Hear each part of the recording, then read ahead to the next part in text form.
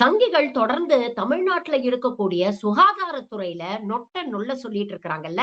இவர்கள் ஆளக்கூடிய யூபி மாநிலத்தில் சுகாதாரத்துறை எந்த லட்சணத்துல இருக்கு அப்படிங்கிறது தான் இந்த செய்தி. யூபில லக்னோல பாத்தீங்கன்னா, ஒரு ஆர்ட்ஸ் காலேஜ் ஸ்டூடெண்ட்டும், ஒரு 12ஆம் கிளாஸ் பையனும் சேர்ந்து 5 வருஷமா போலியா ஒரு ஹாஸ்பிட்டல் நடத்தி அங்க இருக்கக்கூடிய மக்களை ஏமாத்திக்கிட்டு இருந்திருக்காங்க. இவங்க குட்டு எப்படி வெளிப்பட்டிருக்கு அப்படின்னு பாத்தீங்கன்னா, கடந்த பிப்ரவரி 5ஆம் தேதி ஒரு இளம் கர்ப்பவதிய அவங்க ஹாஸ்பிட்டல்ல டெலிவரிக்காக அட்மிட் பண்ணியிருக்கிறாங்க.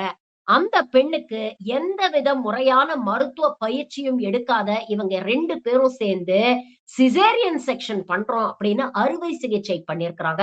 அந்த பெண்ணுக்கு அழகான பெண் குழந்தை பிறந்திருக்குது. ஆனா சர்ஜரியில நடந்த காம்ப்ளிகேஷன்ஸ்னால எக்ஸசிவ் ப்ளீடிங் காரணமாக அந்த பெண் இறந்து விட்டாள். இறந்து போன அந்த பெண்ணுடைய உறவினர்கள் போலீஸ்ல போய் கம்ப்ளைண்ட் குடுத்ததுக்கு அப்புறம் விசாரிச்சு பார்த்தாதான், 5 வருஷமா இவங்க 2 பேரும் சேர்ந்து இப்படி எந்தவித முறையான மருத்துவ பயிற்சியோ, இல்ல சிகிச்சையோ, இல்ல டிகிரியோ இல்லாம போலியா ஹாஸ்பிட்டல் நடத்திட்டு இருந்திருக்காங்க அப்படிங்கிற உண்மை வெளியில வந்திருக்கு. இதுதான் சங்கி சொல்லக்கூடிய டபுள் என்ஜின் சர்க்கார் மாடல். இப்ப சொல்லுங்க, இது டபுள் என்ஜினா? டப்பா என்ஜினா?